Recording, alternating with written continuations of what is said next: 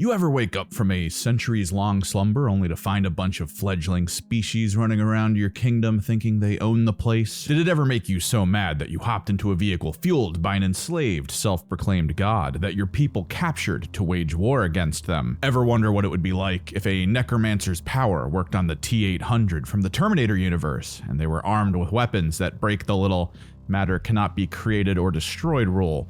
Then at kill team scale, the Hierotek might be for you. Not fully committed to being elite, nowhere near committed to being horde, capable of shrugging off attacks either with their incredible armor and resilience, their healing ability, or even their function of returning from the grave. Long-range powerhouses with middling melee prospects, a bit of a weakness for mobility, but still hard to keep down for long. Much of the Necron flavor is on full display with this team that had a tumultuous lifespan in the prior iteration of Kill Team. Much of what they are now, at the dawn of this new edition, is reined in from lessons learned, but with a big shift that currently gives them some excessive potential.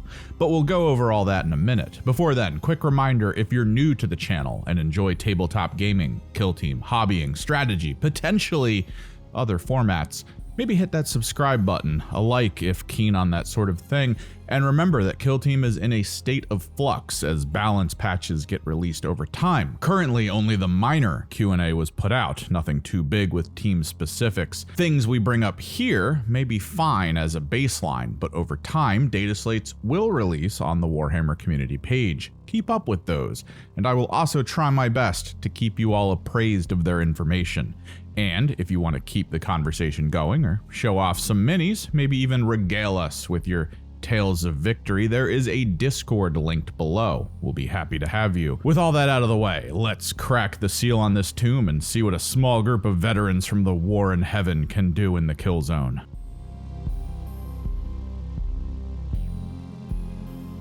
Most teams bring a taste of their grander faction to the kill zone, and the Necrons of the Hierotek are no different.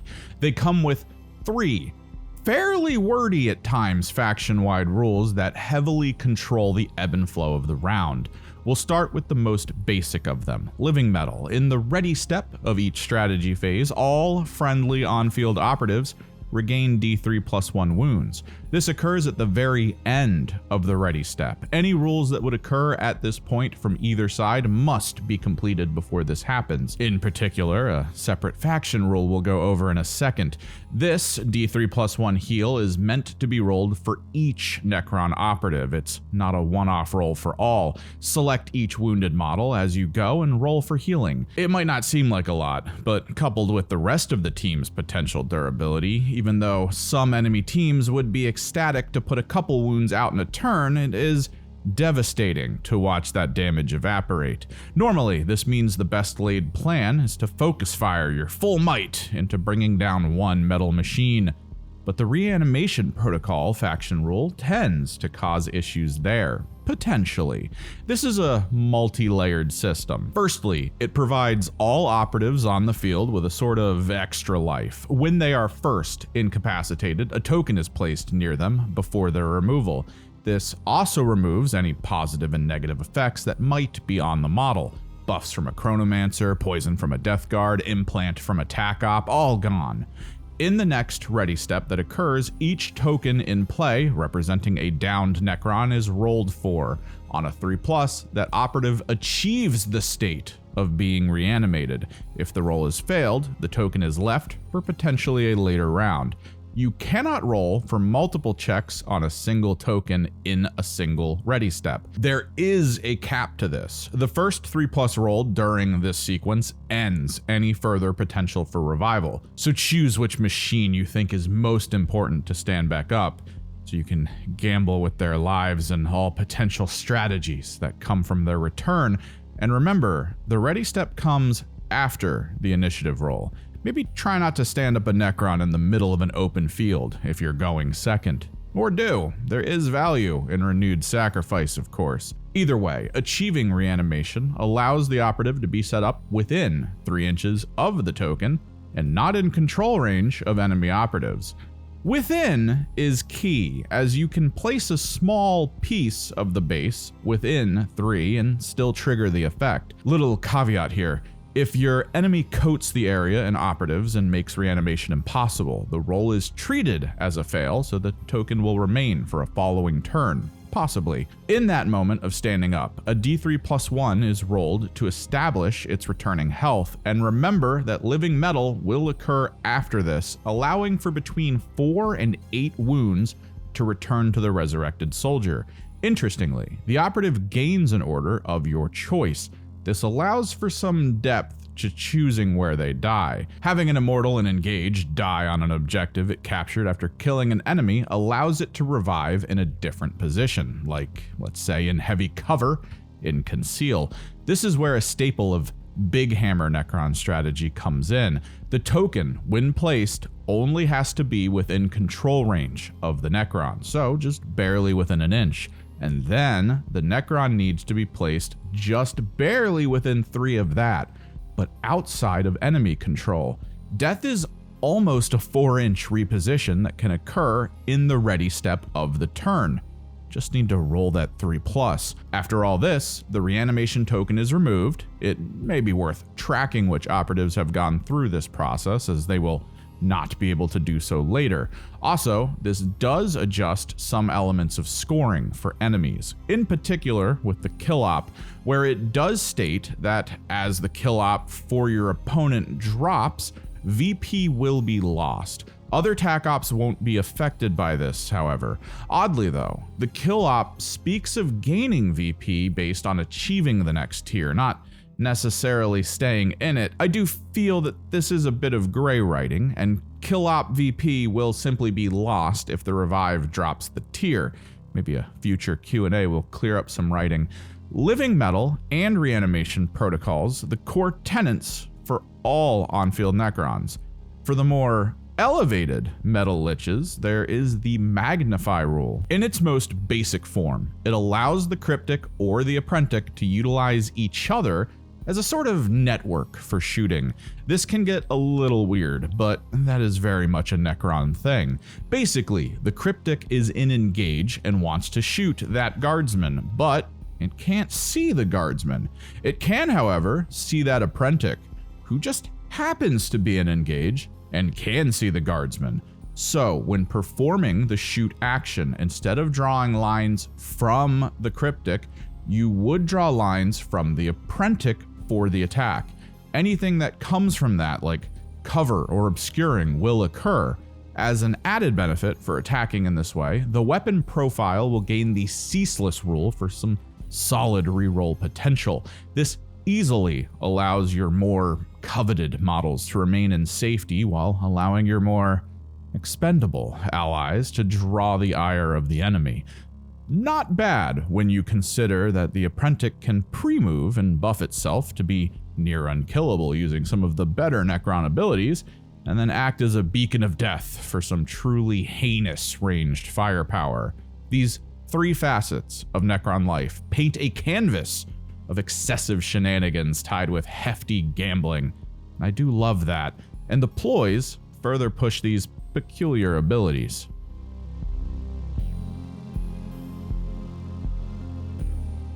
First up from the Strat Ploys, Relentless Onslaught. A classic for the team makes its return with a slight buff.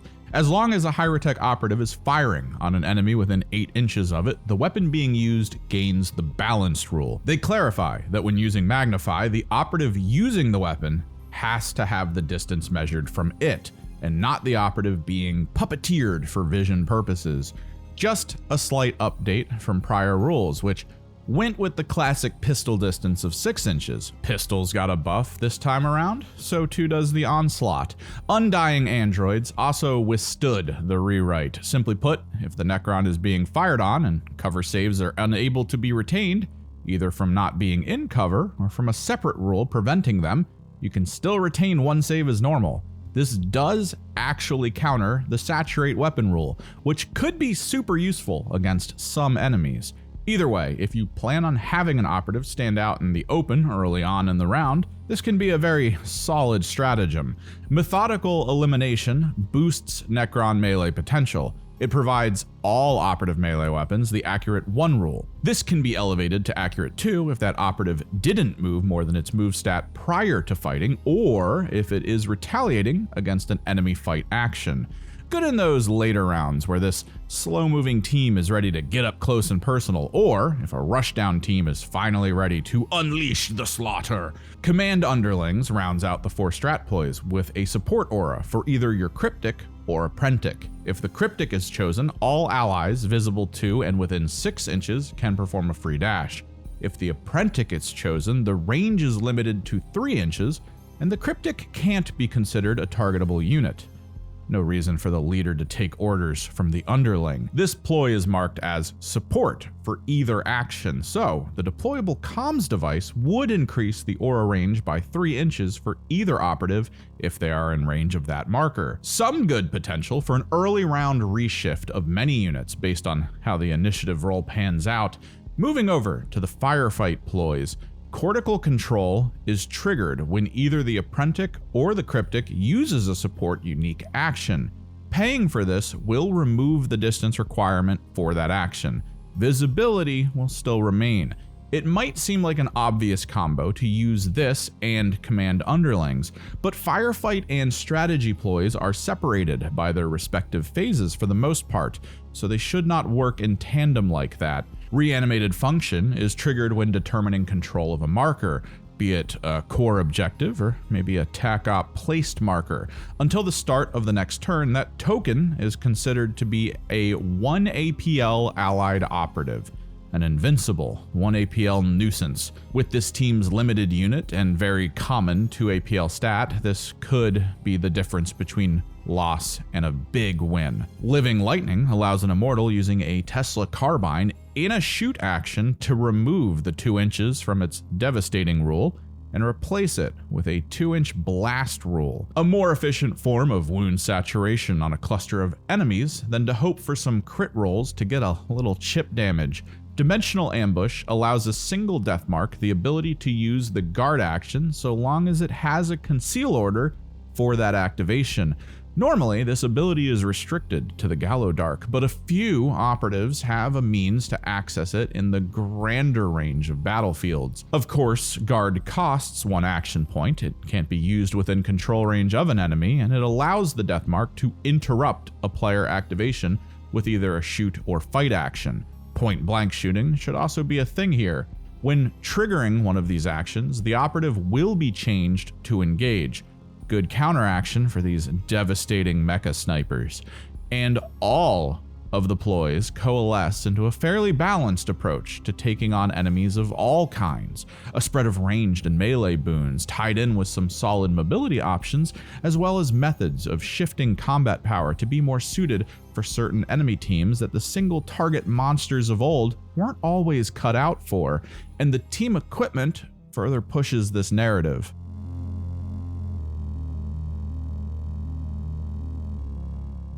We start with magnification conduits, probably the biggest must-take on this list. Remember the magnify rule we just talked about? Lets the Apprentic and the Cryptic do some crazy stuff? Well, there are even more expendable units on the field than those, and once per turn, this would allow either of those models to use them as a source for the magnify rule.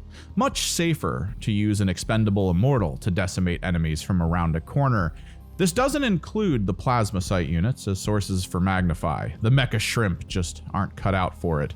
Phase Shifter allows your Cryptics to once per turn reduce an enemy's ranged weapons piercing rule by 1. This occurs just before the defense dice are to be rolled, so against enemies with many piercing weapons, you won't have to waste it on a bricked roll of 1s. Save it for a more scary onslaught of dice. The Tesseract Cube is a risky potential and some bonus command points, a resource that is very precious for the Hierotek. It occurs in the ready step of each strat phase, so long as your Cryptic isn't dead, in control range of an enemy, or recently revived, you can roll a dice. On a 1, this equipment is basically gone, no longer usable. On a 4+, an extra command point is gained. If over the course of the battle, a second command point is gained in this way, the equipment is considered expended. A big gamble to take this over anything else, as rolling a 1 at the top of the game will cause so much emotional damage that you may not recover. Lastly, the Tesla Weave is a must-take into any melee-heavy team. When an enemy ends a charge move, for each Hierotek operative in its control range, a D3 is rolled and the total is applied as damage. A horrifying prospect for any melee team, especially ones who don't have access to blast attacks, as you can just keep a tight wall of necrons on the front line and watch enemies charge themselves to death. Tie it in with the methodical elimination ploy and watch the injured enemy squirm against accurate 2 melee. 3-4 damage Guardian bayonets might not seem scary, but having access to 2 free normal hits can provide the necrons some needed stability up close.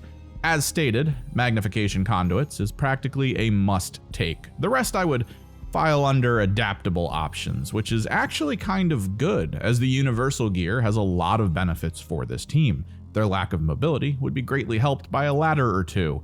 Each leader option has some level of support ability that the comms device can reinforce. An ammo cache supported Deathmark can be horrifying. Hitting on 2s would allow that reroll to be more of a fishing for a crit moment, and the ammo cache effect could occur during a guard shoot. A portable barricade would greatly slow down an ally using it, but if placed further out on the field, an operative could gain the benefit of a 2+ save while using it.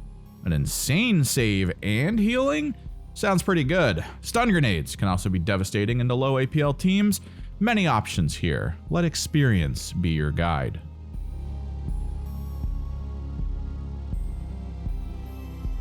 The Hierotek are one of the few kill teams that have wildly different choices for leaders, making them highly adaptable into different enemies and kill zones. We'll start with the Chronomancer, a master of movement and positioning shenanigans, and one of the only leaders with weapon options. Stat-wise, all cryptics are firmly in the elite category, 3 APL, 6-inch move, 3+ save, 14 wounds. Keynote to returning players, all cryptics, and even the mecha shrimp, lost their fly keyword. Certainly a grand nerf, but we adapt. Weapons-wise, you have a choice of lethal 5 blast with stun that comes with a lethal 5 shock melee attack. Not much for damage, but it is certainly meant for clearing low APL, low health hordes, and stun for those units can basically end the game, even if kills aren't secured. The Entropic Lance variant is more of an elite killing powerhouse. Dev 3, piercing 1, high damage output, dealer's choice here. Like the rest of the leader options, 4 abilities are accessible. Interstitial Command is an ability they all share, 1 AP cost. A bit wordy. Basically, this will work on any visible Hierotek operative that isn't the Cryptic or Apprentic, but is within 6 inches of the operative using this. If there is a Despotek within 6, you can use that operative to further chain the 6 inches, but the target must still be visible to the unit using the ability. This is support, so the cortical control ploy would negate the distance requirement, and the comms array would increase the distance. That targeted ally can now perform a 1 AP action for free. If that action is a move, it can't go more than 2 inches. It also can't perform an action it has already performed that turn, and if it has yet to go, it won't be able to perform that action then. Lots of restrictions, but highly comboable. This serves as a pseudo APL boost of sorts, just a little out of sequence, to give you a taste of this potential in the Gallowdark.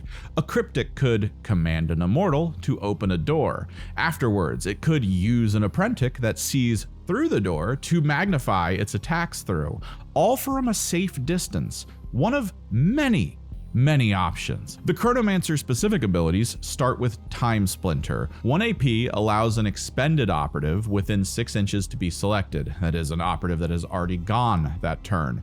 That unit is picked up and returned to the kill zone within 6 inches of the Chronomancer.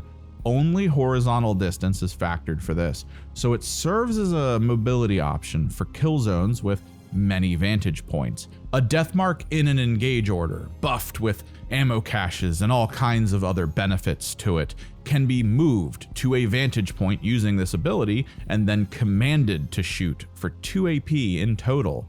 With the Magnify equipment, the Chronomancer could then use the Death Mark as a source of vision for its own weapon. Scary stuff. Countertemporal Nanomine places a token on a visible part of the battlefield, or on visible vantage or terrain. If an enemy is within 6 inches of that marker, it loses 2 inches from its move stat. A good way to shut down enemy early game movement, but placing the token is key. As the stat is adjusted, not the action, an enemy can start from outside the mine and move its full distance. Dash would be unaffected by this, so it could also fully dash and lose no movement distance. Best to ensure that as many enemy models as possible are within the 6-inch mine bubble.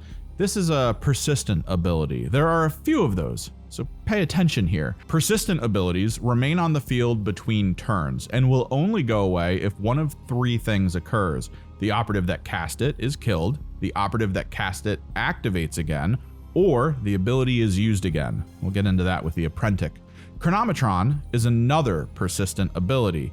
It serves as a buff for an allied Hierotek operative. When an enemy shoots, fights, or retaliates against that operative, they are to subtract 1 from the attack stat of the weapon chosen. Good to soup up a frontline immortal and send it into the open with its guaranteed save ploy active alongside this buff.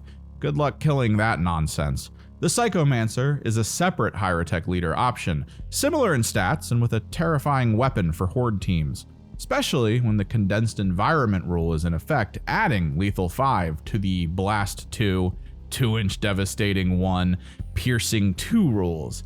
That's right, not only will rolling crits cause 1 mortal to all units within 2 inches of the core target, but all units that are rolled for due to the blast rule will also cause AoE dev wounds. Horrifying. As stated, it shares the command ability, but it also comes with Harbinger of Despair, another persistent ability. 1 action point allows a marker to be placed on a visible spot in the kill zone, terrain feature, or vantage. Enemies within 2 inches of that marker must spend an extra AP to perform pickup or mission actions. As well, and this is a weird one, so stick with me, if you're determining control of a marker, objective or otherwise, so long as 1 model is within 2 of this token, the total APL of all enemy operatives in control range of that marker is treated as 1 less.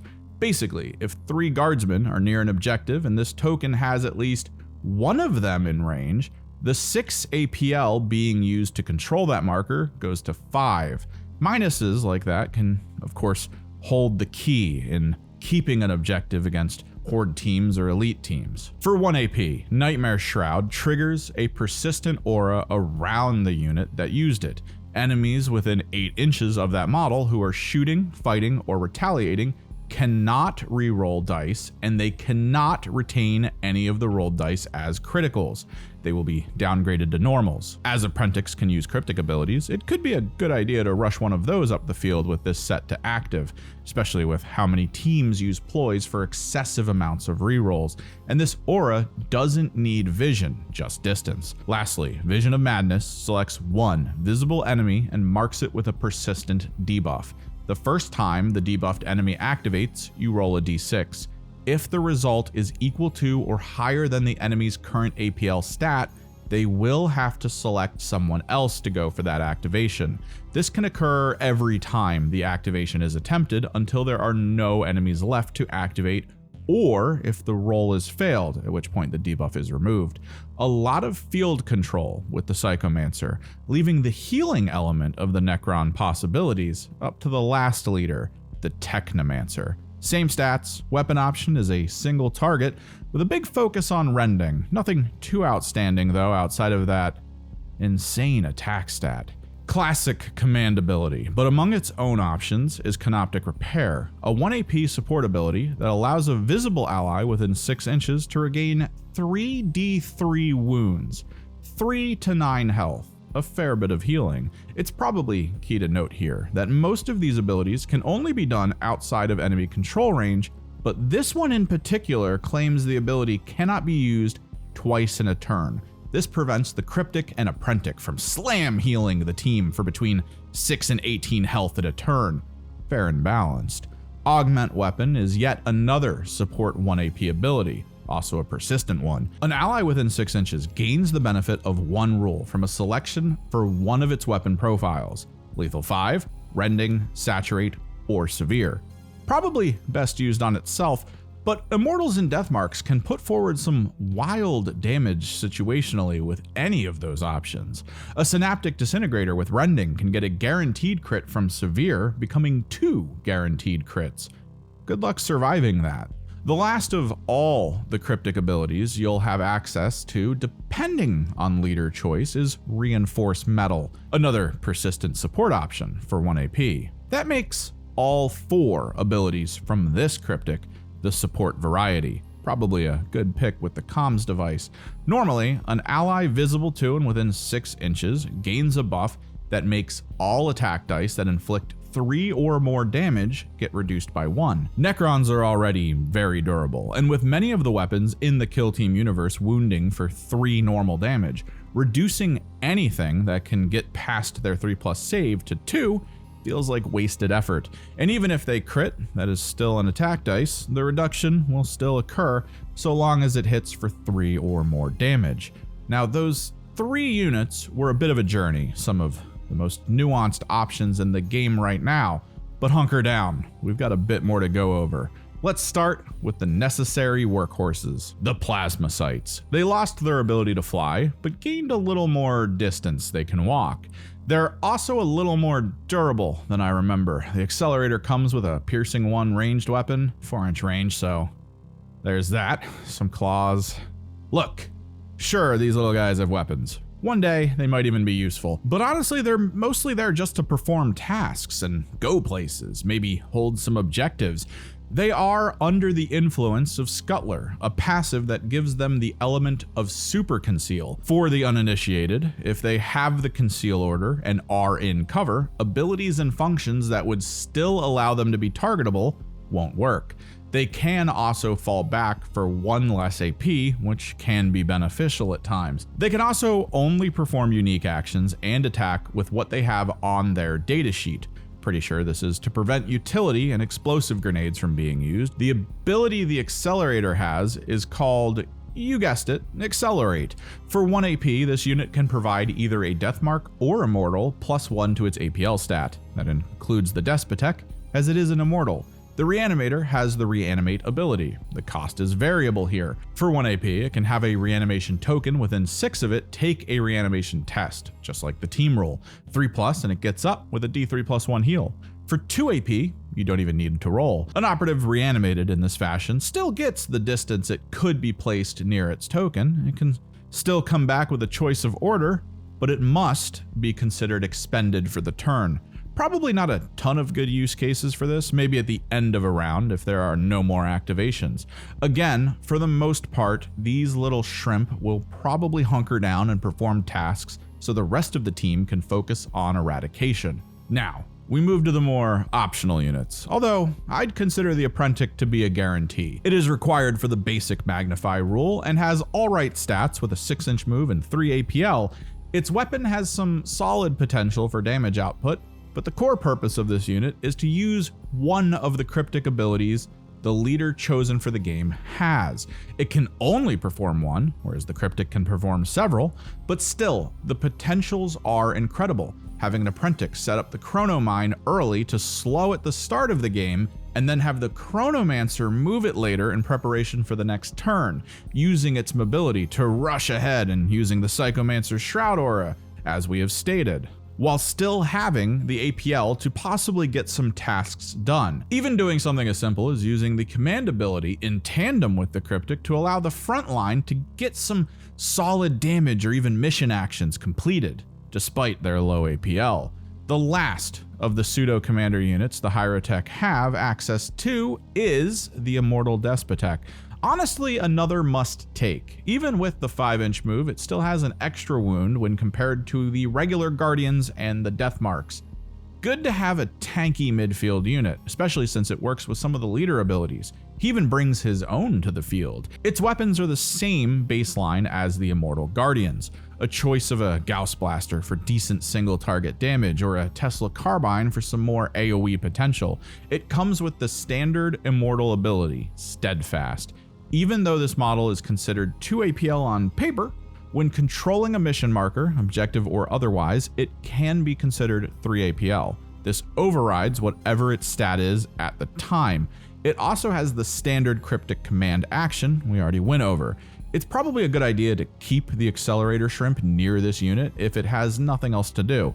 Keep its APL stacked to support the front line and still perform some solid actions on its own. The Immortal Guardians and the Death Marks are a bit more interchangeable at the moment. Guardians are amazing for standing on objectives and preventing most enemies from easily taking control while wielding the same toolkits as the Despotek, just with one less wound and no command ability. The Death Marks, however, represent incredible damage consistency. Their Synaptic Disintegrator with its 4 attacks, hitting on 2s. 4/3 damage line, devastating 2, heavy restricted to dash, piercing 1, and severe. A crazy stat line. As long as it doesn't miss with its 2+ to hit, it is guaranteed at least 1 crit for the 2 mortal wounds. On top of this, the rework to the Death Mark heavily supports potential other Death Marks. A new shift. When one ends its shoot action against a target, that target is marked. All subsequent Death Marks gain the benefit of Seek when attacking that marked target. Nowhere to hide. One Death Mark in a lofty position can apply a ton of pressure with a couple others below. This operative also benefits from a single AP action called Multi-Dimensional Vision. It allows the operative to ignore obscuring for its targets until its next activation. This is key, as their mobility keeps them from doing too much right away in an activation, but pre-buffing them and allowing a Chronomancer or its apprentice to teleport them around the kill zone and possibly causing them to fire will still benefit from this buff, a sort of damage jack-in-the-box. When it comes to team building, the Hierotek are more adaptable than they may seem at first. A lot of it has to do with the chosen leader, as the abilities you have access to will determine the flow of the game, from the speed control of the Chrono, the sustain of the Techno, or the APL manipulation of the Psycho. Recognizing the loadouts and how they interact with certain enemy teams on different kill zones will play a key role, and is probably the biggest choice to make. The Plasmacytes are forced upon you, which is fine. An extra 4 APL with 7-inch moves, and the benefit of Super Conceal, what's not to love. The Apprentice, despite being optional, will, as stated already, be pretty necessary in the function of the team, as will the Despotek, although weapon choices may matter a little with this one, much like the Guardians if you choose to use them. Gauss for more hefty single targets, Teslas for Horde. This leaves 3 adjustable spots past the Despo and Apprentice. For its damage output potential, at least 1 Death Mark could be solid, although in the Gallowdark, there isn't much in the way of vantage for them to benefit. I understand that looking at their weapon, you may want as many as possible, but Kill Team is a game of points and objectives, and some of the best units you have at holding those on the front line are Guardians. Their weapons certainly aren't anything to laugh at, and their straightforward nature of go to place, stand on place, shoot occasionally, makes a lot of the key elements of Kill Team simple, especially since a single Guardian can fully contest an objective against a single Space Marine, as opposed to the Death Mark immediately losing it. There is a time and place, though, for full Death Marks, as with anything. Hell, I imagine there is a moment when you can go full crazy with a Cryptic, 2 Plasmacytes, and 5 Death Marks. The team is full pressure, but probably not a lot of score, especially with the missions they have access to.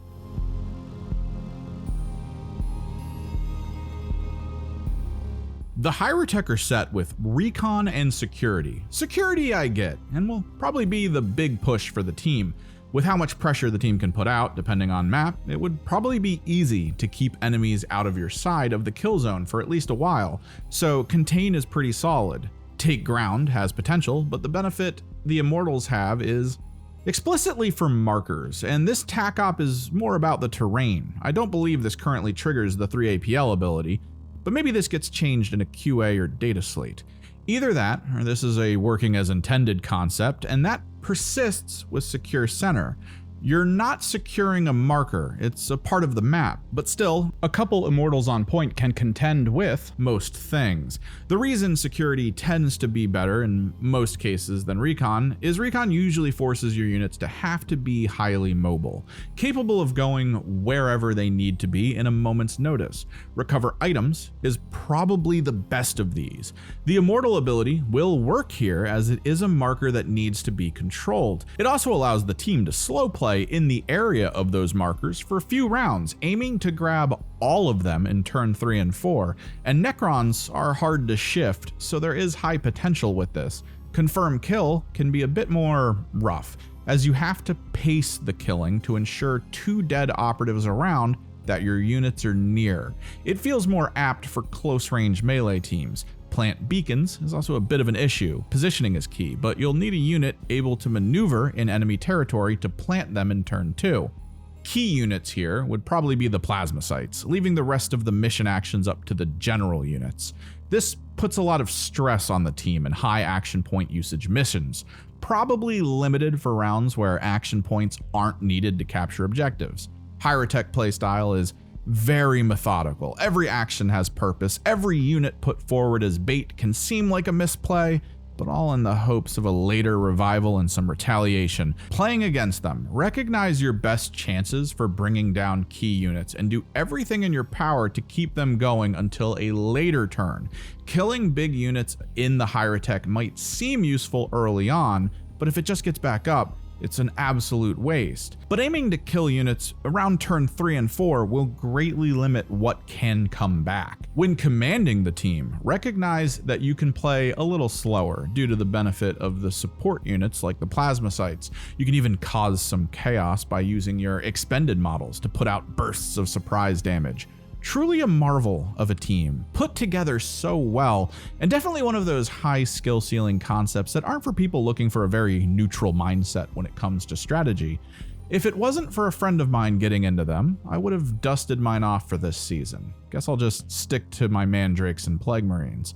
Maybe you've had some incredible experiences with or even against the Hierotek, seen some wild horrors or epic comebacks. Maybe you have thoughts on the comparison of where the team was versus now. The loss of fly, the inability to hold a death mark in reserve, the command ability costing points again as opposed to being free. All positives in my mind, by the way, but you can let us know in the comments below. And as a reminder, if you want to continue the conversation, there is a link to the community Discord in the description. As always, likes for the like god and subscribes for the subscribe throne. I am Kimmerix, and I'll see you in the next one.